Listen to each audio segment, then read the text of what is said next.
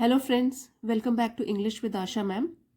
आज के वीडियो में हम कुछ पंक्चुएशन मार्क्स के बारे में सीखेंगे। जब भी हम रीड करते हैं तो आपने देखा होगा बहुत बार बोला जाता है ये पंक्चुएशन मार्क है, ये कॉमा है, फुल स्टॉप है, फिर इन्वर्टेड कॉमास हैं। तो क्या होते हैं वो पंक्चुएशन मार्क और कितनी इम्पोर्टेंस है रीडिंग करते वक्त उसको समझने की, तो उसके बारे में हम समझेंगे।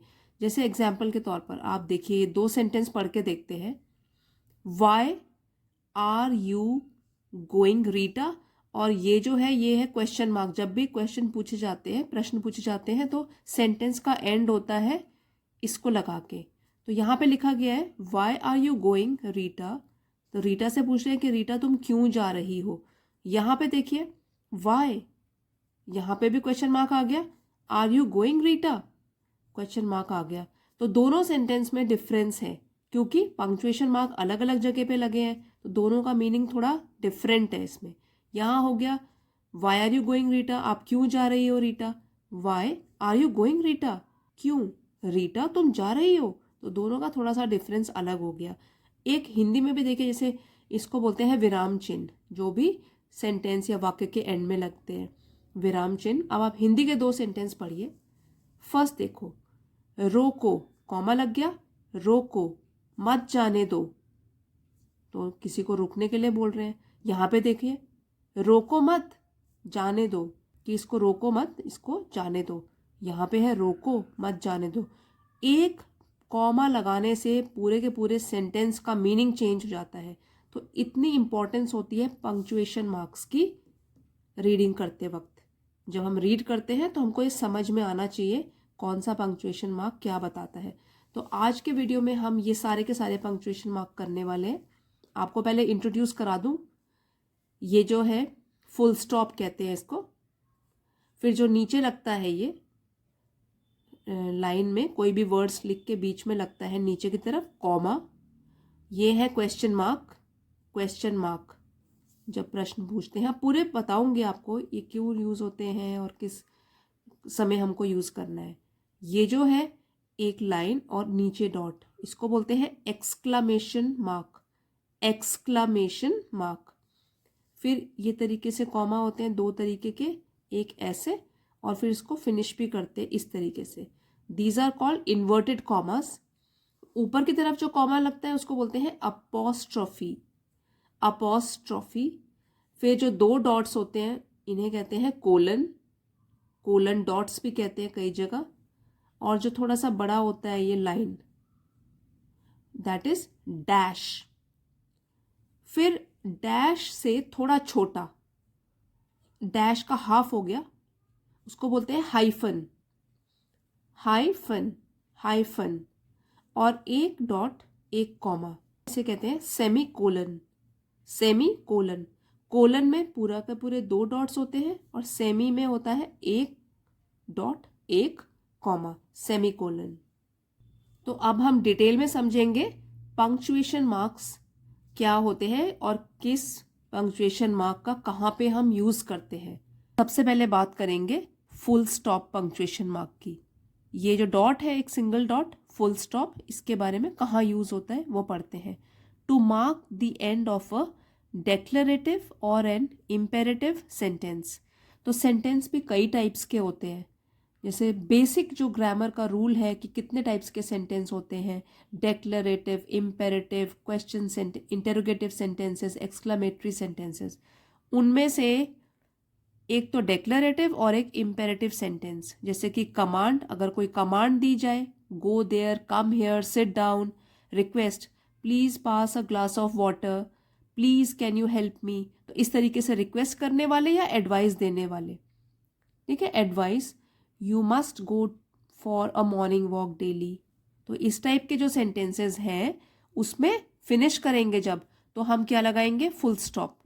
सेंटेंस लिखा होगा, जब जैसे ही वो एंड होगा हम एक फुल स्टॉप लगाएंगे। हर एक सेंटेंस के एंड में कुछ ना कुछ पंक्चुएशन मार्क जरूर होना चाहिए, नहीं तो पता ही नहीं लगेगा कि कौन सा सेंटेंस कब खत्म हुआ, दूसरा कब शुरू हुआ। तो एक तो आपको ये पता लग गया एंड ऑफ डेक्लरेटिव और इम्पेरेटिव सेंटेंसेस। इम्पेरेटिव होता है रिक्वेस्ट या एडवाइस देना, और डेक्लरेटिव होता है कोई स्टेटमेंट बताना, कोई भी statement, my name is this, so my name is this, ये डेक्लेरेटिव सेंटेंस हो गया जिसमें कुछ बताया जा रहा है, फुल स्टॉप से एंड होगा वो। एग्जाम्पल्स यहाँ पे बहुत सारे दिए हुए हैं, तो फर्स्ट एग्जाम्पल पहले पढ़ते हैं कमांड का। अभी मैंने आपको कुछ तो बताया है, उसके अलावा I have to attend a meeting now, statement है, full stop. Clean the room now, ये कमांड है, कमांड दे रहा है कोई, फुल स्टॉप से एंड हुआ है सेंटेंस। उसके बाद एक और तरीके से हम यूज करते हैं full stop after abbreviation of names, titles, degrees. Abbreviation short forms को बोलते हैं, जैसे कि DR, डॉक्टर को DR ऐसे लिखते हैं हम। ए वोरा, ये नाम है उनका, तो हमने देखा है जैसे नेम प्लेट्स में आपने देखा होगा ऐसे लिखा होता है DR.A.वोरा। फिर BA, ये डिग्री बता रहे हैं, बैचलर ऑफ आर्ट्स B.A. यहाँ पर भी इस तरीके से भी यूज किया जाता है नाउअडेज। लेकिन आजकल क्या है, full stop is not used in abbreviations like MA, doctor और with initials of a name. इसको इनिशियल्स बोलते हैं, जैसे A है, हमको पता नहीं है, A से कुछ भी हो सकता है नाम उनका, ये फर्स्ट नेम है, और ये इसको बोलते हैं सर नेम। ठीक है, ये जो होता है सर नेम, और ये हो गया इनिशियल्स। तो आजकल लोग ये डॉट्स यूज नहीं करते हैं, ये जो है ना फुल स्टॉप यहाँ पे नहीं यूज होता है, जैसे डॉक्टर, MA, B.Ed, इसमें हम फुल स्टॉप नहीं यूज करते। तो जैसे इवॉल्व होती रहती है इंग्लिश लैंग्वेज, कुछ कुछ चेंजेस आते रहते हैं, तो उसके रूल्स आपको पता होने चाहिए। एक और है, full stop is also used to write a decimal number like 34.5, 30.5। तो ये मैथ्स में है, ये तो इंग्लिश में जस्ट आपको एग्जाम्पल के तौर पर बताया गया है। डॉट बोलते हैं, मैथ्स की लैंग्वेज में आप पॉइंट बोल देते हैं उसको। तो ये है यूजेज ऑफ फुल स्टॉप। तो ये हमने फर्स्ट पंक्चुएशन मार्क किया फुल स्टॉप। तो अब नेक्स्ट पंक्चुएशन मार्क है क्वेश्चन मार्क, ये इस तरीके से, और डॉट लगता है इसके नीचे, क्वेश्चन मार्क बोलते हैं इसको। Eight the end of direct questions और क्वेश्चन टैग। तो ये क्वेश्चन जैसे इंटरोगेटिव सेंटेंस होता है जिसमें हम कुछ पूछते हैं किसी से, उसके बाद वो वाला सेंटेंस फुल स्टॉप से फिनिश नहीं होगा, उसमें हम क्वेश्चन मार्क लगाएंगे क्योंकि प्रश्न पूछ रहे हैं। या तो फिर क्वेश्चन टैग्स जो होते हैं, जैसे एग्जाम्पल देख लीजिए, where is the packet, question पूछ रहे हैं, पैकेट कहाँ है, डायरेक्ट क्वेश्चन हो गया, क्वेश्चन मार्क लगा हुआ है। You are tired, full stop, aren't you, तो ये क्वेश्चन टैग्स बोलते हैं इसको। तो यहाँ पे भी क्वेश्चन मार्क लगेगा क्योंकि क्वेश्चन पूछा जा रहा है, प्रश्न पूछा जा रहा है। अब नेक्स्ट पंक्चुएशन मार्क है ये वाला, एक लाइन और उसके नीचे डॉट, इसको बोलते हैं एक्सक्लेमेशन मार्क, या साइन ऑफ एक्सक्लेमेशन, या एक्सक्लेमेशन मार्क। ये कब यूज होता है, at the end of an exclamation to express sudden emotion of joy, sorrow. तो जब भी कोई हमको आश्चर्यचकित करने वाली चीज, जो भी सडन इमोशन होता है, उसके बाद हम लोग साइन ऑफ एक्सक्लेमेशन लगाते हैं। एक्सक्लेमेटरी सेंटेंसेस के बाद हमेशा आप देखोगे ये वाला साइन लगा होता है। अब ये एग्जाम्पल से समझेंगे। Oh, I have hurt my elbow. Oh, ये अचानक से, जैसे अगर आपको आपकी कोहनी में चोट लग गई, एल्बो मीन्स कोहनी, उसमें चोट लग गई, अचानक से इमोशन निकल गया, oh I have hurt my elbow, मुझे अपनी कोहनी में चोट लग गई। Wow, it's a beautiful necklace. ठीक है, तो वाओ, अचानक से आपने एक सुंदर सा नेकलेस, हार देखा और आपके मुंह से क्या निकल गया, सडन इमोशन, वाओ। तो वाओ के बाद लग गया sign of exclamation, it's a beautiful necklace. लेकिन इसके बाद फुल स्टॉप लगेगा, ठीक है ना, ये ध्यान रखिए। साइन ऑफ एक्सक्लेमेशन कब लगता है, जो भी आप एक्सक्लेम करके बोल रहे हो उसके आगे साइन ऑफ एक्सक्लेमेशन लग जाएगा। सेंटेंस जब खत्म होगा तो फुल स्टॉप लग गया, ये ध्यान रखेंगे। नेक्स्ट है इन्वर्टेड कॉमास। ये तो मैं आप कई वीडियोस में आपको बताती रहती हूँ, हम लोग रोज पढ़ते हैं, जैसे स्टोरीज में तो खासकर बहुत यूज होता है इन्वर्टेड कॉमास।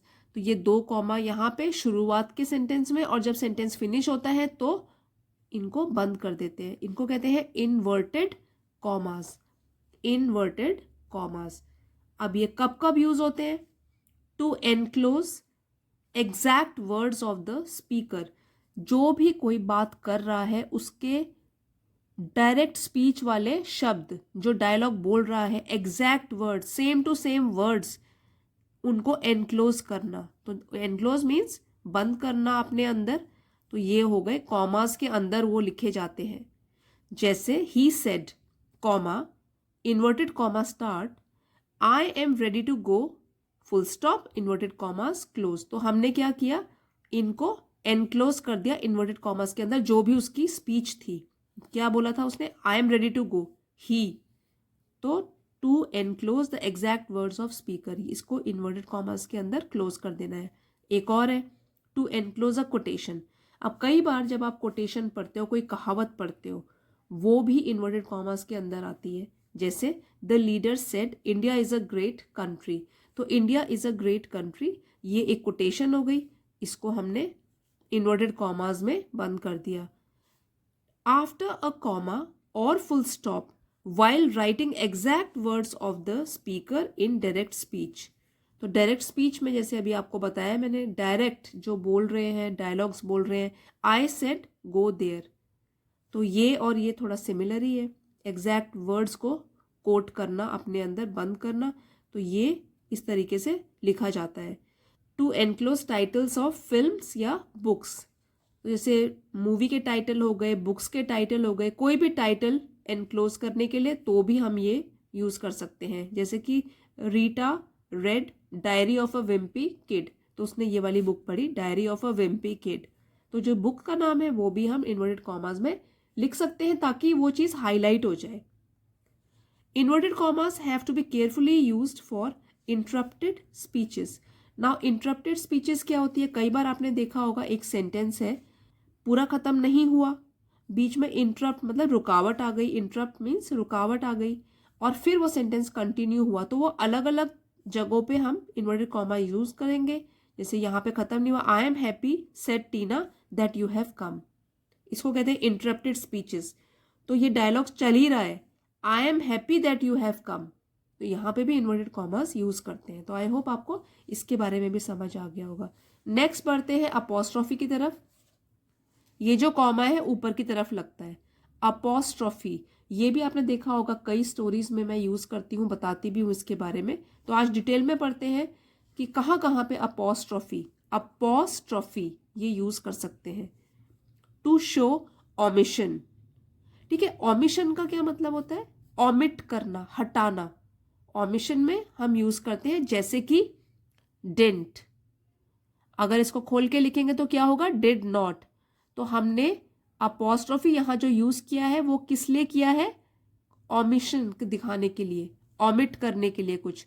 जैसे इट्स, तो आई टी इट, उसके बाद अपोस्ट्रोफी और एस, इट इज, इसको खोल के लिखोगे तो क्या होगा, it is. The door can not be open, it's handle is broken.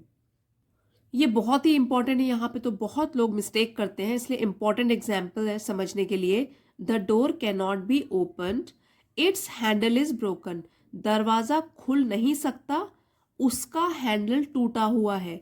यहाँ पे हमने क्यों नहीं लगाया अपोस्ट्रोफी, क्योंकि ये जो अपोस्ट्रोफी लगा हुआ है इसको हम खोल के लिखेंगे तो होगा इट इज, और यहाँ पे जो है विदाउट इट्स हैंडल, ये बता रहा है कि इट्स, इसका हैंडल टूटा हुआ है, तो अगर हम यहाँ पे अपोस्ट्रोफी लगा देंगे उसका मतलब हो जाएगा it is handle is broken, it is handle is broken, जो कि कुछ मतलब ही नहीं बन रहा।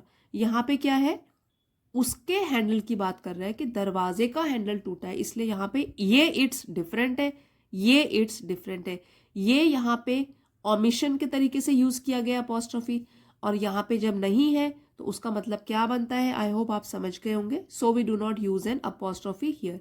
नेक्स्ट है to show possession, time and distance. Examples, Gagan's car, तो गगन सिंगल है, सिंगुलर नाउन है, गगन की कार, ठीक है, तो पोजेशन बता रहा है किसकी कार, गगन की कार। अब अगर प्लूरल नाउन हो, plural noun ending in S, तो अगर जैसे कि बॉयज है वो बन गया प्लूरल, बहुवचन है, उसके बाद पोजेशन भी बताना है हमको, तो यहाँ पे क्या होगा, बॉयज लिखेंगे और अपोस्ट्रोफी लगा देंगे, तो उसमें हम दोबारा से एस नहीं लिखेंगे, ठीक है। Plural noun ending in S has the apostrophe after the word. और एक इस तरीके से भी प्लूरल होते हैं जो कि एस से एंड नहीं है, चिल्ड्रंस टॉय, जैसे चाइल्ड, चाइल्ड का प्लूरल बन गया children, children's toys, plural noun not ending in S, तो हम क्या लगाएंगे, अपॉस्ट्रोफी एस। एक और रूल है प्लूरल के लिए, जैसे प्लूरल है बॉयज, गर्ल्स, टॉयज और बुक्स, है ना, तो जो एस से एंड हो रहे हैं उसमें जब आप पोजीशन शो करोगे तो जो भी वर्ड लिखोगे plural noun ending in S, तो आप सिर्फ उसके बाद एक अपॉस्ट्रोफी लगा दोगे आफ्टर द वर्ड। लेकिन अगर आपको प्लूरल नाउन वो है जिसमें कि एस नहीं आता लास्ट में, जैसे कि चाइल्ड का चिल्ड्रन, तो उसमें आप अपॉस्ट्रोफी एस लगा सकते हो पोजेशन बताने के लिए, टॉयज। तो ये तो हो गया पोजेशन वाला केस। अब आप देखिए टाइम स्पेस मनी, ये किस तरीके से दर्शाता है, अ वीक्स हॉलीडे, ठीक है, तो इसमें अपॉस्ट्रोफी लगाना है। अगर आप सिर्फ ऐसे ही बोल दोगे वीक्स तो वो होगा कि हफ्तों बीत गए। यहाँ है अ वीक्स हॉलीडे, एक हफ्ते की छुट्टी या एक हफ्ते की छुट्टियां, तो यहाँ पे टाइम स्पेस मनी उसके एग्जाम्पल्स दिए गए हैं, a week's holidays, a kilometres distance, 1,000 rupees worth, ये इसके एग्जाम्पल है। Apostrophe is not used with hers, yours, ours, his, whose, इसके साथ अपॉस्ट्रोफी नहीं होता है। ये सब जो है पोजेसिव प्रोनाउंस हैं, इनके साथ अपॉस्ट्रोफी यूज नहीं होता है, ठीक है ना, हर्स, योर्स, आर्स, देयर्स। तो जैसे आपने एप्लीकेशंस में भी देखा होगा लास्ट में होता है योर्स फेथफुली, योर्स ट्रूली, तो वो क्या है, पोजेसिव प्रोनाउन, उसके साथ अपॉस्ट्रोफी यूज नहीं होगा। तो ये आप रूल याद रखिए अपॉस्ट्रोफी यूज करने के लिए। अब बढ़ते हैं आगे, और ये है कोलन। तो कोलन डॉट्स कब यूज किए जाते हैं, ये बहुत कम लोगों को पता है किस तरीके से और कहाँ पे यूज होते हैं, तो आप ध्यान से एग्जाम्पल देख के समझ सकते हैं। टू इंट्रोड्यूस अ कोटेशन और स्पीच, जब हम कोई कोटेशन या किसी की स्पीच को इंट्रोड्यूस करते हैं, शुरुआत करके बताते हैं, तो हम ये वाले कोलन्स यूज कर सकते हैं। He said let us unite as one, उसने कहा, क्या कहा, let us unite as one, हम सब एक हो जाते हैं, let us unite as one, तो इस तरीके से कोलन यूज हो गया।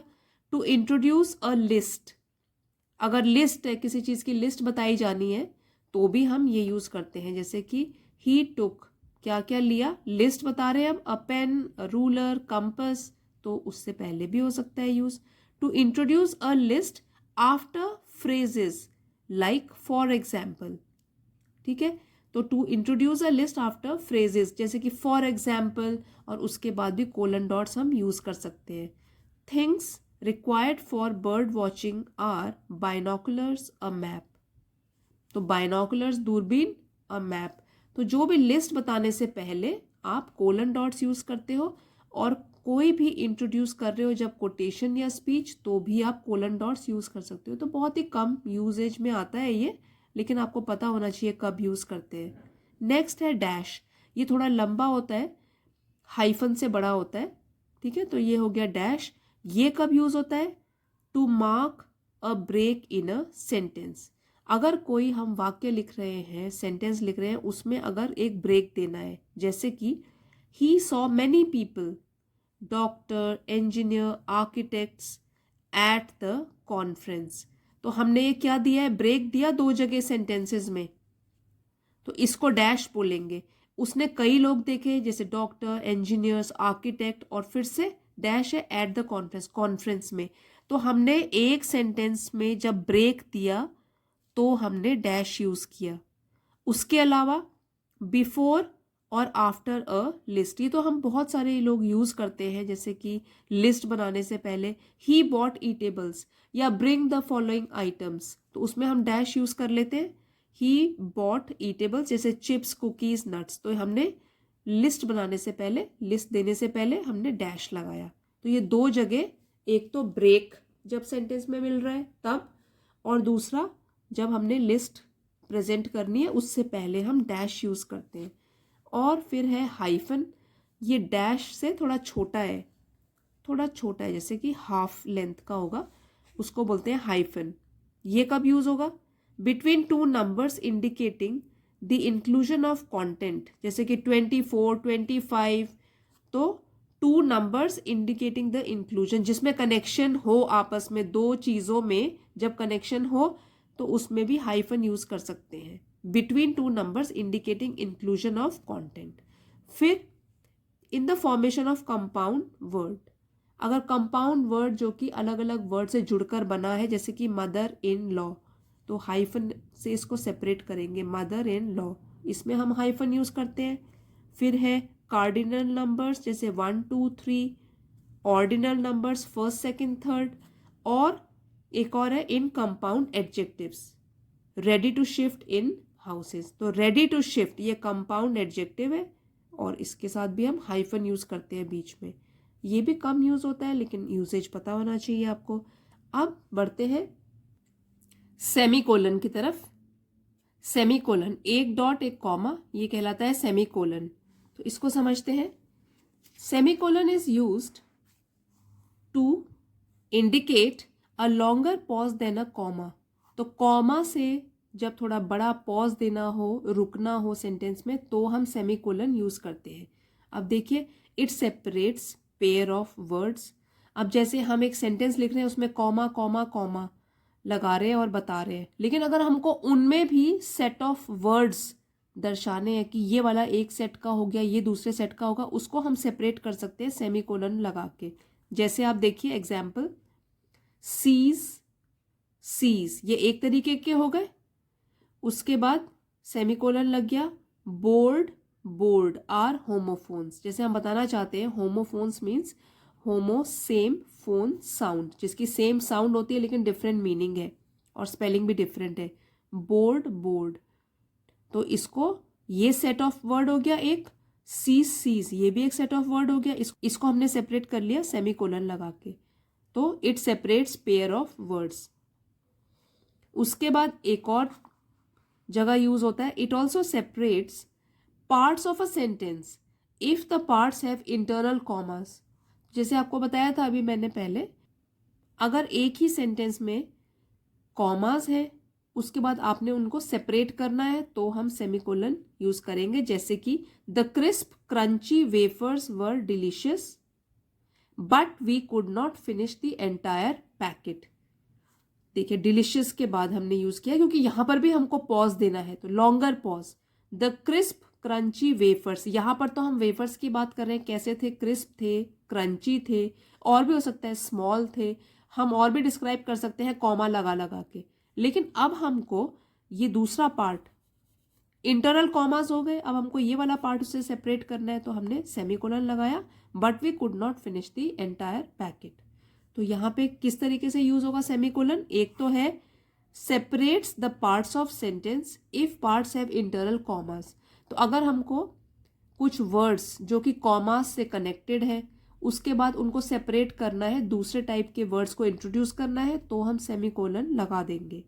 उसके अलावा आपको बताया, जैसे ये भी वही हो गया, separate pair of words, pair of words को सेपरेट करने के लिए, और to indicate a longer pause than a comma. It is use to indicate a longer pause than a comma. Comma से थोड़ा लंबा पॉज होता है यहाँ पे। चलिए अब एक प्रैक्टिस के लिए एक्सरसाइज करेंगे, इसमें आपको और भी क्लियर हो जाएगा। सारे के सारे पंक्चुएशन मार्क इकट्ठे रिवाइज करते हैं। Read the following sentences and use full stop, question mark, inverted comma, apostrophe, exclamation mark, semicolon और colon wherever necessary.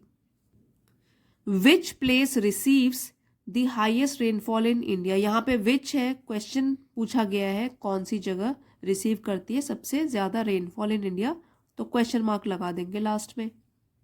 Rita is a confident girl, ये तो एक स्टेटमेंट है, डेक्लरेटिव सेंटेंस है, तो फुल स्टॉप लगा दिया। नीचे लगाते हैं फुल स्टॉप यहाँ पे। Naman said I want to watch a movie this weekend. तो नमन सेड, ये अपने वर्ड्स में कुछ बता रहा है, तो यहाँ होगा पहले कॉमा, फिर inverted comma starts, I want to watch a movie this weekend, full stop, inverted commas close.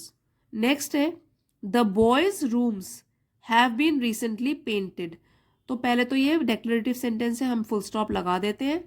The boys rooms, यहाँ पे क्या है, पोजेशन बता रहा है कि बॉयज़ का रूम, बॉयज़ प्लूरल है, तो ये प्लूरल नाउन में आपको बताया था कि अगर एस से एंड हो वर्ड तो हम अपॉस्ट्रोफी उसके बाद लगाते हैं। लड़कों का रूम्स, लड़कों के रूम्स, द बॉयज़, तो ये अपॉस्ट्रोफी लगा दिया मैंने। The boys rooms have been recently painted. Paras bag is lost, तो यहाँ पे अगेन नाम है किसी का, सिंगुलर है, लेकिन ये एस से एंड हो रहा है, तो हम यहाँ पर एक अपॉस्ट्रोफी लगा देंगे। हिज बैग इज लॉस्ट और फुल स्टॉप। नेक्स्ट है alas, we had to cancel the trip. Alas, ये एक्सक्लेमेशन निकला कि ओहो हमें ट्रिप कैंसिल करनी पड़ी, ये है इमोशन, तो यहाँ पे हो गया sign of exclamation. We had to cancel the trip, यहाँ पे हो गया फुल स्टॉप। नेक्स्ट है the children danced and sang, jumped and played and they were truly thrilled at the party. The children danced and sang, comma pause दे रहे हैं, jumped and played, comma and they were truly thrilled at the party, full stop. Next sentence है Vibha said brave children are not afraid of the dark. Vibha said, Vibha अपने words में कुछ कह रही है, तो हम कॉमा लगाएंगे, इन्वर्टेड कॉमास शुरू करेंगे। Brave children are not afraid of the dark, full stop लगाएंगे, इन्वर्टेड कॉमास क्लोज करेंगे। फ्रेंड्स, अगर आपको भी प्रैक्टिस करनी है तो ये वाली एक्सरसाइज आपके लिए, आप स्क्रीनशॉट ले सकते हो और अपने आप इसकी प्रैक्टिस कर सकते हो। Read the following sentences and use comma, dashes, hyphens wherever required. तो आप पढ़िए और अपनी अंडरस्टैंडिंग के हिसाब से इसको सॉल्व करके देखिए। तो फ्रेंड्स, अगर आपको किसी भी टाइप का डाउट है आप कमेंट्स में लिख के बता सकते हैं, तो मैं आपको क्लैरिफाई कर दूंगी। और अगर आपको आज का वीडियो हेल्पफुल लगा है थोड़ा भी, please don't forget to like, share and subscribe. Thank you for watching, see you next time.